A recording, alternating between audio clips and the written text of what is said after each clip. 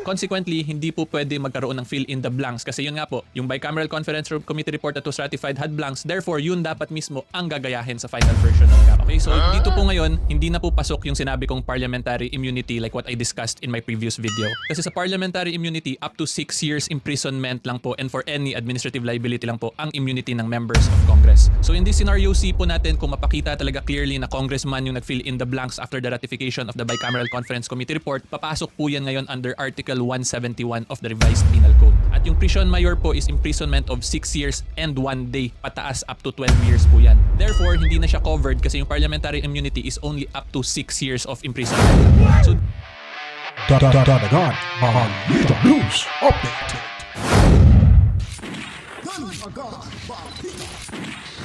At sa amin, nakapag-harvest na kami, kakatanim lang eh. So, hindi, buti na lang yung timing, hindi yung bago aanin, nakapag-ani na tayo. So, kung yung season na susunod, okay. It's, there's a, 5,000 pesos. Ang ganda mo hindi ba akong bangal? 5,000 pesos. Or should I say milyonaryo? Sama-sama tayo. Baka muli para maging milyonaryo.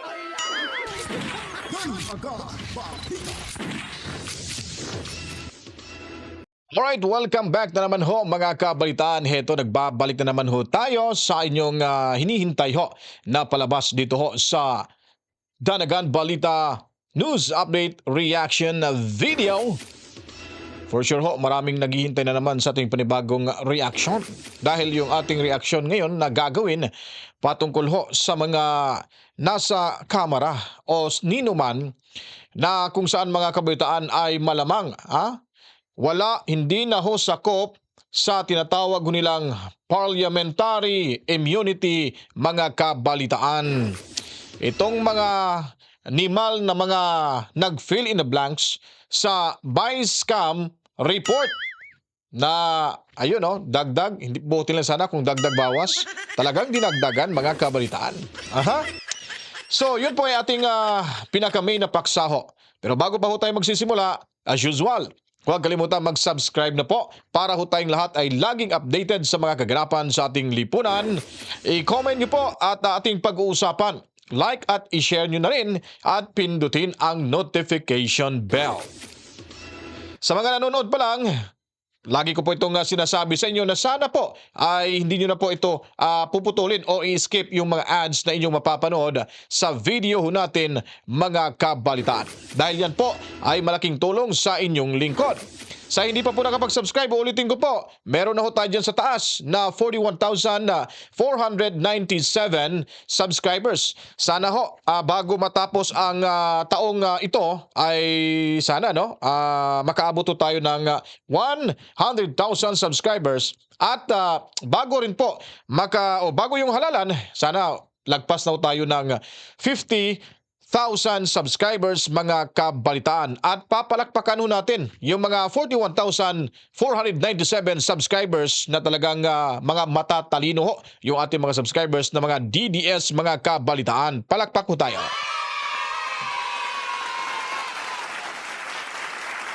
At ayun po, tuloy-tuloy na ho tayo. Magandang buhay nga pala. Maraming salamat sa pagkikinig lagi. Pasensya na po. I-anunsyo natin to lagi si Mami Rose at si Daddy Berting. At Toby Tobias po. Ay araw-araw ho talaga nilang pinapanood. Walang skip daw sa ads. At nasa malaking screen daw, TV monitor daw sila. Nanunood mga kabitaan. Kahit replay ho, ay naging team replay na ho. Itong si Mami Rose at Daddy Berting Tobias dyan sa Cebu City, Kabalitaan. Maraming salamat Luzon, Visayas at Mindanao. Lahat ng mga Pilipino sa anumang lupalop ng ating mundo. Welcome sa ating programa Reaction Video Danagan Balita News Update. Ngayon naman ho ay ating pag-uusapan itong si Attorney Gogel. Tingnan niyo po mga kabaitaan, si Attorney Gogel ay talaga naman nagpapakitang gilas mga kabalitaan. Tingnan niyo po yung kayabangan ni Attorney Gogel. Nako po, Attorney Gogel, maawa ka naman sa sarili mo. Huwag kang magpakitang tao.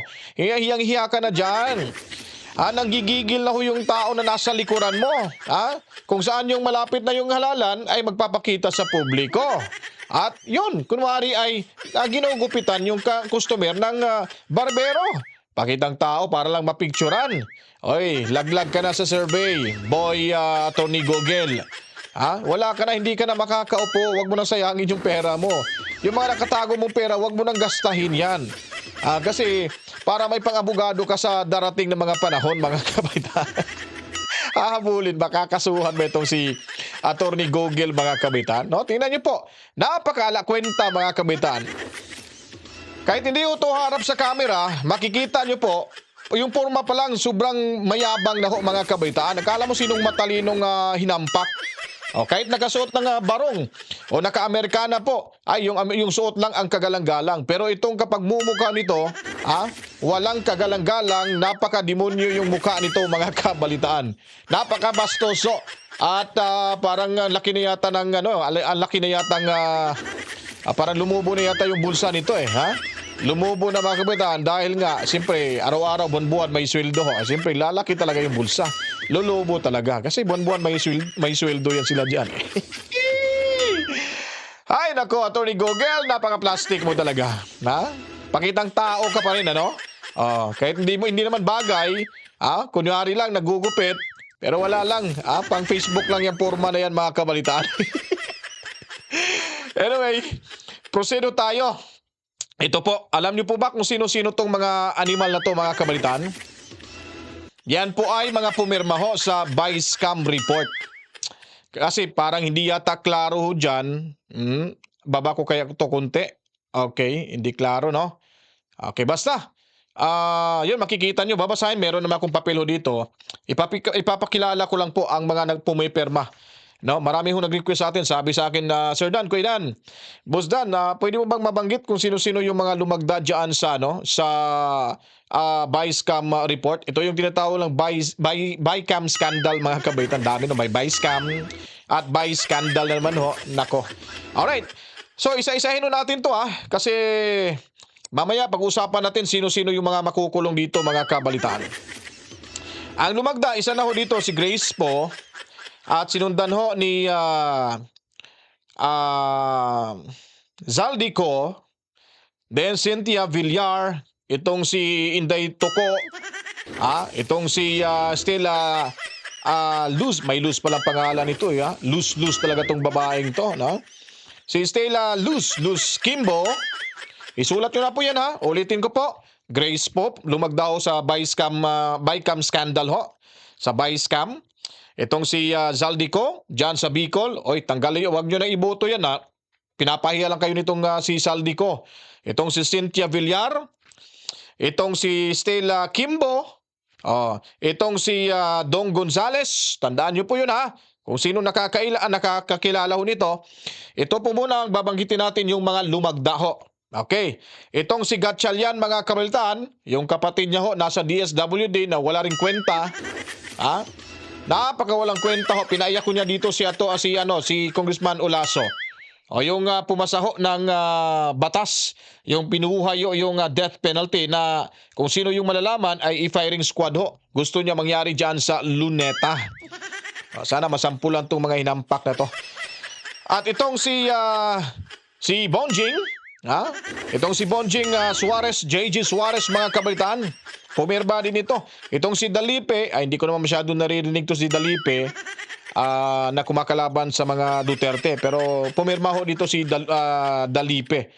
Manuel Jose Dalipe ho ang pangalan ho nito. Alright.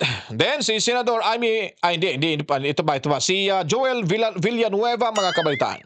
Lumagda ho si Joel Villanueva ho dito At si Juan Miguel Zubiri. Lumagda pa rin pala si Juan Miguel Zubiri. At then lumagda rin, yung sinasabi ko sa inyo na bagong-bago yung isa sa mga young guns dyan, si Raul pala to, Raul Angel. Wow, bagay yung pangalan, Angel Dunggalon, mga kabalitaan. Hi Angel, masyado nang halata Angel. Si Dunggalon yung nagsasalita na lumalabas yung hangin sa biyak ng ngipin niya. Gumagano na siya magsasalita no? Parang kung babae pa, parang kumbaga pakikay style. At ito naman si Akop, yung matandang walang kwenta, si Romeo. No?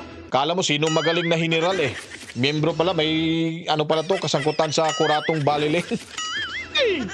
Nako, ang pagmumuka, hindi mapagkakatiluan tong matandang ulupong na ito, mga kabaitaan. Then, ito din naman si JV Ejercito. Tandaan nyo po, yung mga lumagda, plastic po ito ha. Nung tumakbo si Tatay Digong, sumakay rin ito. Ito si Senator Mark Villar. Tandaan nyo po yung pagmumukhaw nito. Mga mukhang pera, marami ng pera, pero mukha nito parang pera pa rin, mga kabalitaan. Ito rin si Libanan. Sino ba to? Si Marcelino Libanan, representative, minority leader. Hindi ko kilala to. Itong si Tolentino, utrong balimbing tong mga animal. Utrong balimbing ho itong si Tolentino. Sumakayo sa PDP Laban, tapos sa tingin niya yata na parang wala ng pwersa yung PDP Laban, umatras. Lumipat sa kabilang bahay, mga kabalitaan. Gamitan lang po yan. Tandaan niyo po, si Tolentino, huwag niyo pong iboto ho ito kasi ang kapal na mukha nitong bugadong to, wala namang silbi, puro pa-cute lang. Itong si Joseph Ejercito Estrada, malamang hindi naman siguro ito pipirma sa impeachment ni Sara Duterte, pero lumagdaw siya sa vice cam. Basta pera pag-uusapan. Itong mga pagmumukha nila ay present ho yan, mga kabalitaan. Basta pera pag-uusapan. Present ho yan sila, mga kabalitaan. Ito namang si Boy Kilay, ang kikay na lalaki. Si Boy Kikay. Si Francis Cheese Escudero. Tandaan nyo po yung pagmumukha nito. Napakahambog nito ha. Ano nito? May pagkalahing toko. Dikit na dikit sa mga Marcoses eh. Best friend to ni Lisa Araneta Marcos. Ito naman si Aquino, si Jose, ano ba to? Joboy? O Boboy? Basta Jose Aquino II. Yun po, mga kabalitaan. Hindi, ito, mga pumirma din to ito sa vice cam. Ilan ba sila? 2, 4, 6, 8, 10, 12, 14, 16, 18, 19 ho ang pumirma. Ang hindi naman ho lumagda, itong si Senator Bato de la Rosa.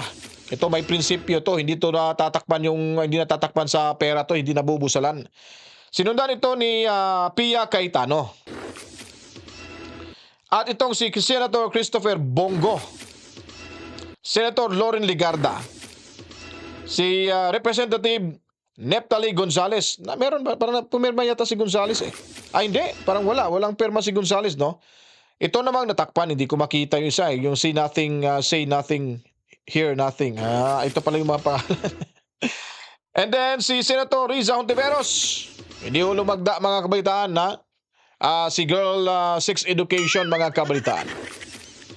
So, titigan nyo lang ho sa video, yun po yung mga pagmumukha na kailangan ho nating malaman sa darating na halalan ay talagang itaubo natin yan sila.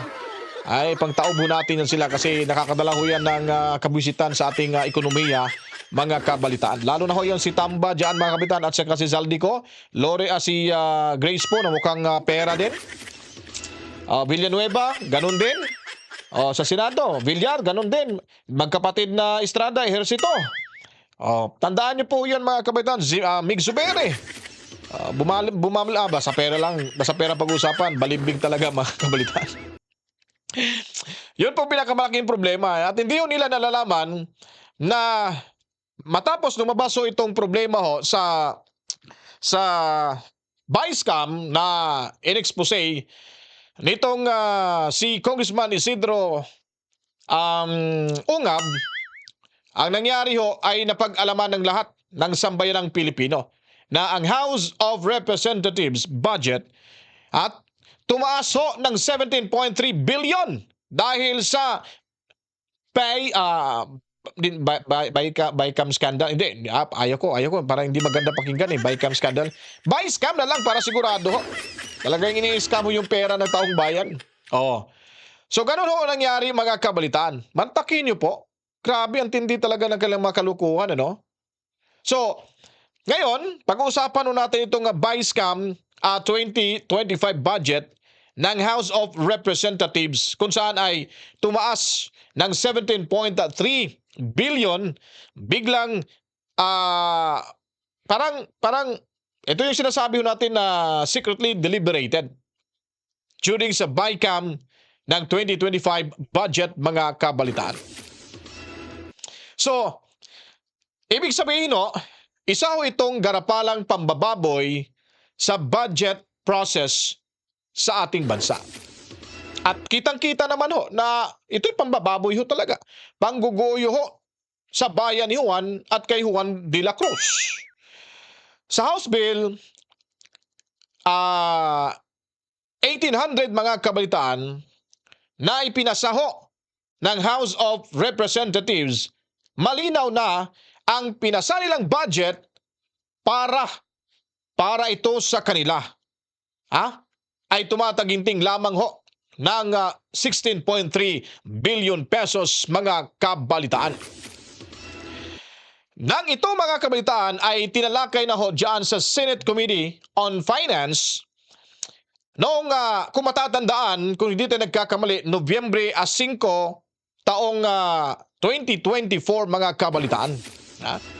Na 9.2 million lamang, mga kabalitaan, ang iminungkahi na idagdago sa naturang budget para ito sa House of Representatives, mga kabalitaan.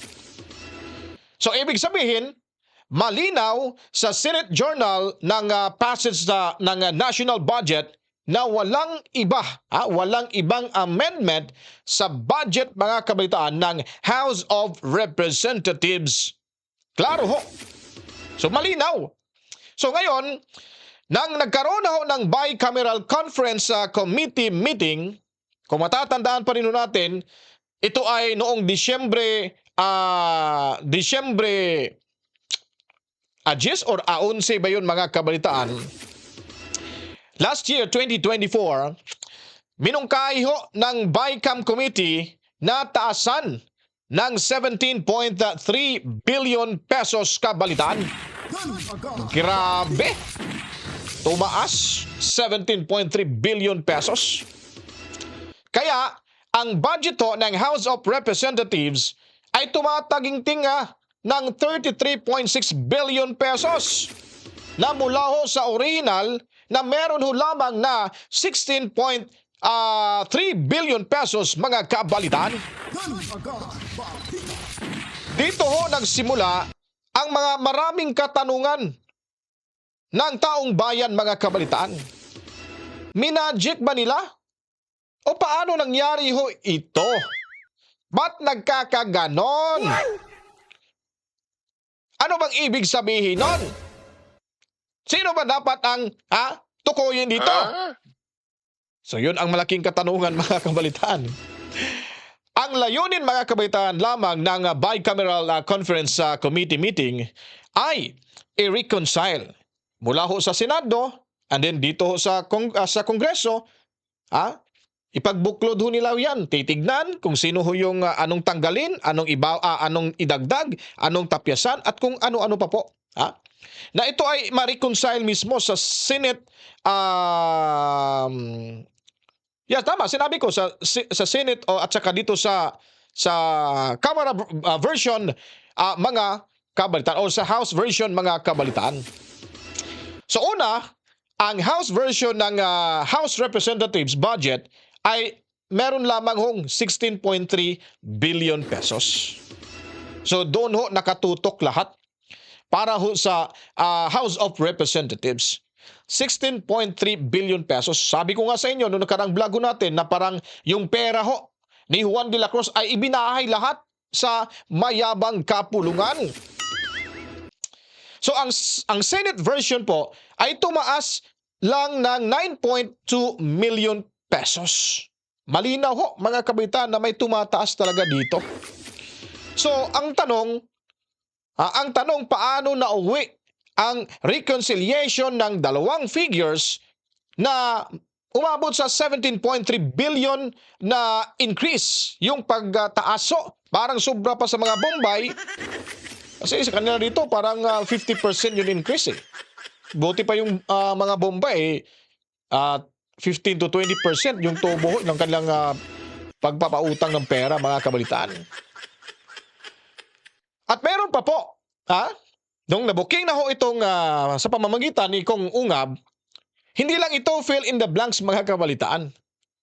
Ito ay klarong hold up mga kabalitaan. Hino-hold up na ho tayo ng mga mambabatas, harap-harapan ho. Kung hindi napansin to ni Ungab, wala ho talaga tayong kaalam-alam. Wala ho tayong kaalam-alam na tayo pala ay unti-unti nang inilibing sa utang mga kapalitaan. Siyempre, babalik pa ba yung pera pag nakuha ho nila? At sino bang magbabayad? Sino magkakautang? Hindi ba ang bayan ni Juan? O sino bang magbabayad? Hindi si Juan de la Cruz. Alangan man yung mga politiko. Umupo sila para magpapalaki ng bulsa. Magpapadami ng yaman mga kabalitaan.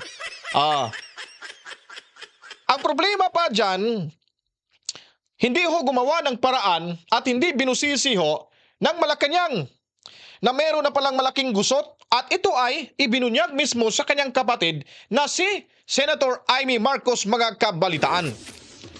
Ba't hindi ho niya pinakinggan itong si Amy Marcos na nagbigay na ho siya ng privilege speech patungkol ho dito sa maraming mga underline na mga blanco ho na mga items diyan sa Vice Cam report mga kabalitaan.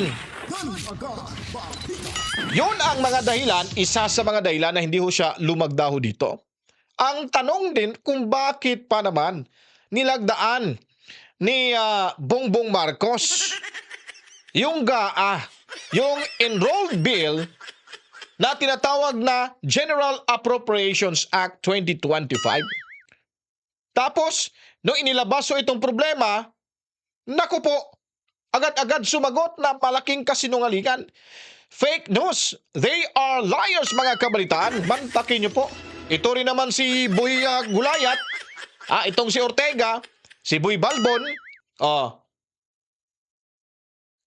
Agad sinasabi na namumulitika din daw ang grupo ni Tatay Digong Duterte. Fake news, walang kredibilidad. Tingnan nyo, gusto niya nang ipa-restore or kumbaga ibalik na yung budget ni Sara Duterte. Bakit tatanggapin ba yan sa pangalawang Pangulo? Kung may boses lang ako, kung pwede ko na tawagan si Sara Duterte, sasabihan ko na, yung pera tanggapin nyo po, Vice President. At ipalinya, ipakita mo sa harapan sino yung mga hindi nag-aproba sa budget nyo nung nakaraang deliberation ng budget niyo sa Office of the Vice President. At isampal isa-isa sa kanilang mga mukha yung perang ibabalik nila dyan sa ating office nyo as a Office of the Vice President. Para makita ho talaga yung hinahanap ho nila. Hindi na ho nila may bulsa ho yan kasi nga booking na ho sila. Kitang-kita na mga kabalitaan. Nakapag-harvest na kami, kakatanim lang eh. Kakatanim, kaka-harvest lang. Di ba? So, ang yaman. Magic. Itong isa, gusto maging milyonaryo. Or should I say milyonaryo? Sama-sama tayo, babago muli para maging milyonaryo. Di ba? Yun po ang dahilan. Kaya nagkakagulo-gulo na ho at nagkawala-wala na ho yung pera ni Juan de la Cruz mga kabalitaan. So napakahirap po. Ba't hindi ho talaga binusisi ni Bongbong Marcos? Na yun pala yung problema. Ang tanong ho dyan, hugas kamay. Yung Malacanang na wala daw silang kinalaman ho dito mga kabalitaan. Ay wala kaming kinalaman dyan. Pumirma lang kami dyan sa enrolled bill ng House of Representatives. Ba't ba kami makikialam? Ba't kami makukulong? Ang tanong ho ba dyan, yung mga nag-fill in the blanks mga kabalitaan, ang tanong ho natin, ay makukulong nga ba? Parang sinasabi yung nila, ay hindi makukulong yan dahil may tawag dito. Ano bang tinatawag term ho nila doon na hindi daw sila makukulong? Meron daw silang parliamentary immunity mga kabalitaan kaya hindi ho sila makukulong. Tandaan niyo po, pagpasok at hindi na ho kayo pasok sa parliamentary immunity ay talaga naman mga kabalitaan. Makukulong kayo ng 6 hanggang 6 na taon hanggang 2 taon at 1 araw na pagkakabilanggo. Pag kayong nag-fill in the blanks, sino kayong mga animal kayo dyan na talagang guguyuin nyo yung bansa, na talagang harap-harapan yung nakawan ng bayan ni Juan, sigurado ho mabubulok kayo sa bilangguan. Lalo na pag nakaupo si Inday Sara Duterte mga kabalitaan. Yun dapat ang pakakatandaan ninyo, bilog ang mundo. So ngayon po mga kabalitaan, aalamin ho natin, may makukulong nga ba? Kasi sinasabi na ho natin yung ating mga pag-aaral, resulta sa ating diskusyon ngayon, hindi ho tayo abogado, hindi rin ho tayo mga kabalitaan na eksperto ho sa batas. So kailangan ho, susuportahan ho natin yung ating mga sinasabi sa pamamagitan ho ng isang ekspertong abogado na si nakalimutan ko yung pangalan ng abogadong ito. Si Attorney Niel. Basta pangalan niya Niel, no? Niel. Basta si Attorney Niel na lang. Oh. Tatanungin at panuorin natin kung meron ba talagang makukulong. Pag wala na ho silang parliamentary immunity, sigurado makukulong. Pinagmamalaki nila kung nasa kongreso may parliamentary kami dito mga kabalitaan. Kaya hindi ho kami makukulong. Well, we'll see. Let's see kung ano ang mangyayari at anong sasabihin dito sa abogadong ekspertong ito patungkol sa pinag-uusapan natin ngayon mga kabalitaan. Okay, so good everybody. Follow-up video naman po tayo dun sa Bicameral Conference Committee Report. So unang-una po sana hindi pa kayo nagsasawa dito pero meron po kasing follow-up press conference sila Executive Secretary Bersamin kung saan nagkatotoo po yung scenario C na sinaspam dun sa last video ko sa comment section. So una-una po i-clarify ko muna kung ano ba talaga yung scenario C based dun sa press conference ni Executive Secretary Bersamin. So dun po ang sinabi nila is wag daw sisihin sa Office of the President yung pag-fill in the blanks, okay? So pag ganun po kasi, ibig sabihin yan, pagdating nung GAB dun sa Office of the President, wala ng blanks na provision pagdating sa kanila. So magiging main issue po natin dito is that kung hindi na blanco yung GAB pagdating dun sa Office of the President, sino po ba talaga ang nag-fill in the blanks at kung sino ang pwedeng managot in that situation. Pero brief discussion po muna tayo ulit kung ano ba talaga ang BICAM at BICAM report para mas klaro po tayo, okay? So like what I discussed in my first video regarding this issue, ang Bicameral Conference Committee po is a committee created by the Senate and the House of Representatives kung saan po ang purpose niyan is para i-reconcile yung mga conflicting versions or provisions dun sa bill between the lower house, the House of Representatives, and the upper house which is the Senate of the Philippines, okay? So stated differently, ibig sabihin po niyan kung meron pong misunderstandings or conflicts sa Bicameral Conference Committee report po nila yan aayusin para mawala yung mga conflicts at misunderstandings na yon. At the reason kung bakit importante po talaga yung Bicameral Conference Committee report is because yun po kasi yung magiging basis ng final version ng General Appropriations Bill, okay? So tandaan po ninyo, pag meron pong conflicts, pupunta po yan sa Bicameral Conference Committee, tapos pag naayos na po nila yung conflicts na yon, sa report po nila ilalagay lahat nung napagkasunduan nila in relation to those conflicts. Consequently, yung Bicameral Conference Committee report will become the basis and will form part po yan ng final version ng General Appropriations Bill. At ang nangyayari naman po after pirmahan ng Bicameral Conference Committee yung report is ibabalik po nila yan dun sa respective houses nila for ratification, okay? And ngayon, kaya po ito nagka-issue kasi sabi po dun sa lower house, sa House of Representatives, specifically si Kong Ungab, si Kong Manuel at si Kong Castro, yung niratify daw nilang version ng Bicameral Conference Committee report may blank provisions, okay? At doon naman po sa upper house, sa Senate, yung naging issue naman po is because sabi ni Senator Amy Marcos, meron ding blank provisions dun sa Bicameral Conference Committee report. At para po mas maintindihan nyo talaga, the reason kung bakit importante talaga yung pag-establish natin na blanco pag-approve ng Bicameral Conference Committee report is kasi yun nga po, di ba, like what I earlier said, the Conference Committee report po will be the basis of the final version of the GAB. So kung yung ratify is may blank provisions, therefore yung pwede lang po ilagay sa final version ng GAB is yung similar dun sa niratify nila na may mga blank provisions. Consequently, hindi po pwede magkaroon ng fill in the blanks kasi yun nga po, yung Bicameral Conference Committee report that was ratified had blanks, therefore yun dapat mismo ang gagayahin sa final version ng GAB. Ang next question naman po natin is kung meron bang criminal liability kung dun sa reratify na version sa Bicam report may blanks, tas pagdating sa final version ng GAB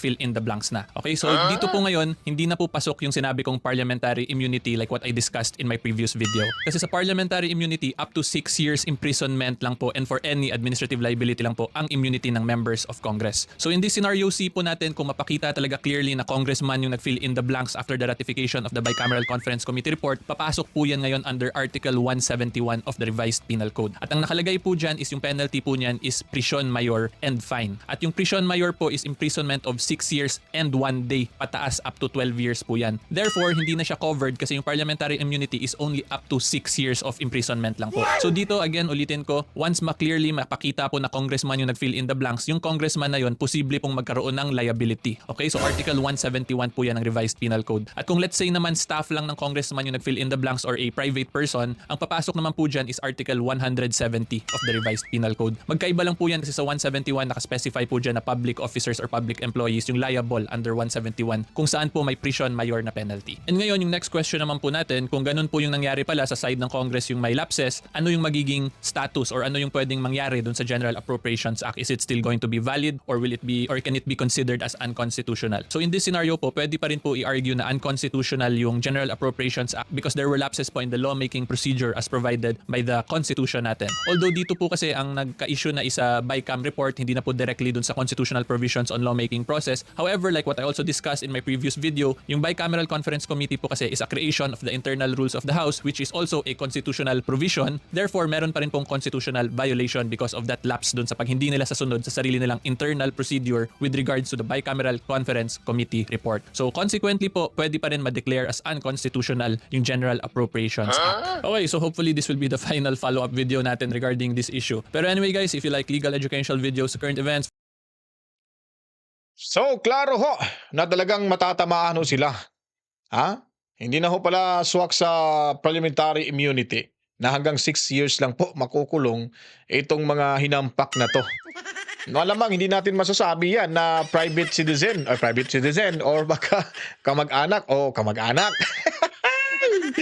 Sila ho talaga dyan nag-fill in the blanks. Ngayon, klaro naman ho sa sinasabi ni attorney na makukulong ho 6 years to 12 years and 1 day. Kasi hindi na ho sila pasok sa parliamentary immunity. Ang importante ho, makulong ho sila dyan. So, magiging unconstitutional ho itong gaan na ito. O, sabi pa ni Birsamen, ba't pa magiging unconstitutional? Eh, malamang hindi naman ho ito babanggain. Kukontrahin ng Korte Suprema. Mga abogado na ho, ano man nga nagsabi? Ikaw, Chief Justice ka naman. Ba't hindi mo alam yung batas? Bersamin. Ano bang nakain mo? Nahawaan ka ba sa gayuma ni Tamba at nitong si Bonget? O baka kalabaw, ha? Baka may puting ano tayo dyan, tinatago. Hindi puting ahas, ha? Mahalika yung puting ahas. Sa akin, iba eh. Baka may puti kayong tinatago ho dyan. O ano? So, talagang may makukulong ho dyan sa kanila mga kabalitaan. At alam na ho natin na doon na ho talaga papunta itong problema ng Bicam report.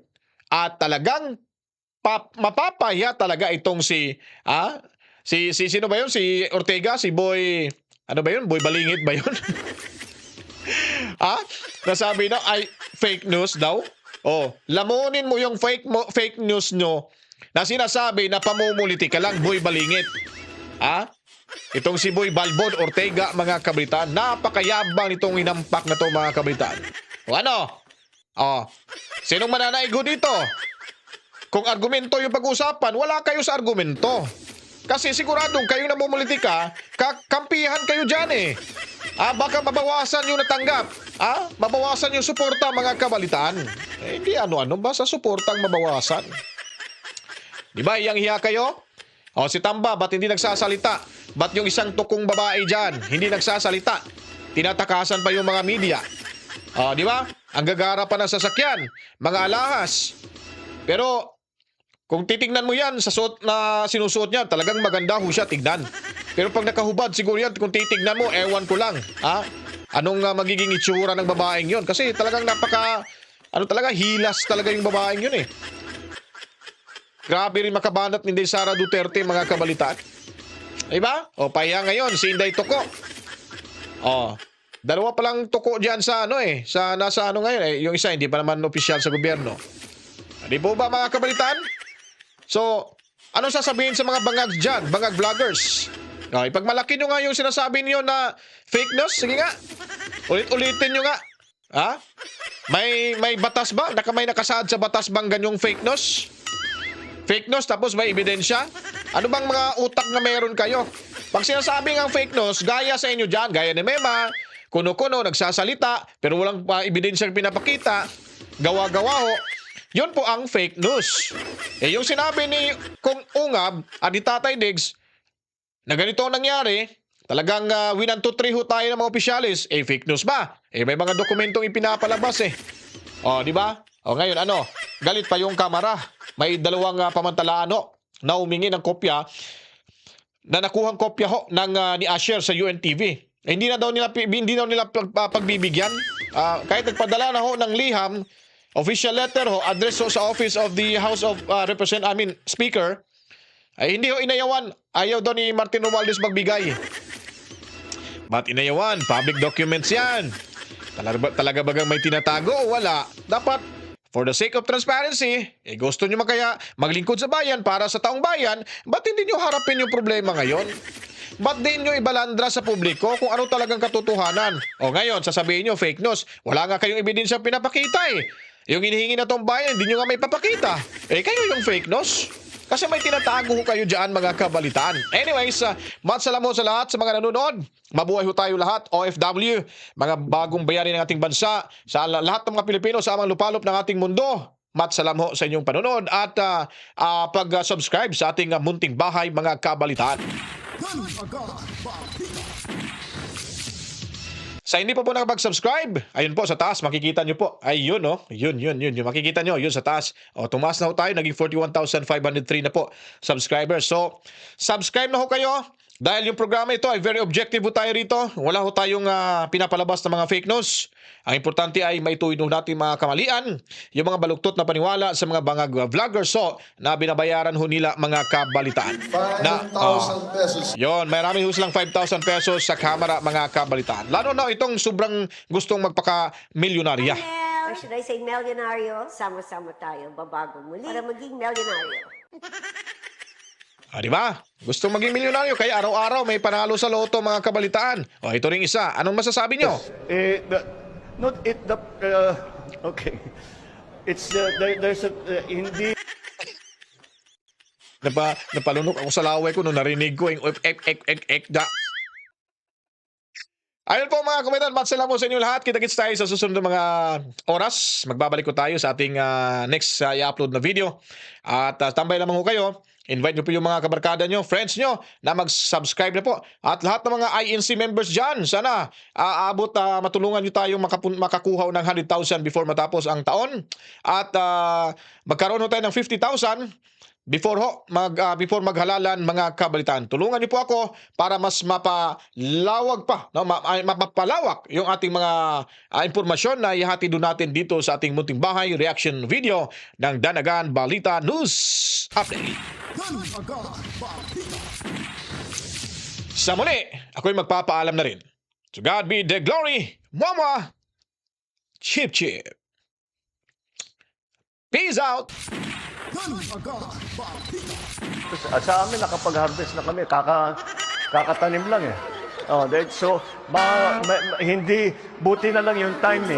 Hindi yung bago ani, nakapag-ani na tayo. Okay. It's, there's a, Ang ganda mo today. Hindi, bakong bangal. Or should I say milyonaryo? Sama-sama tayo, babago muli para maging milyonaryo.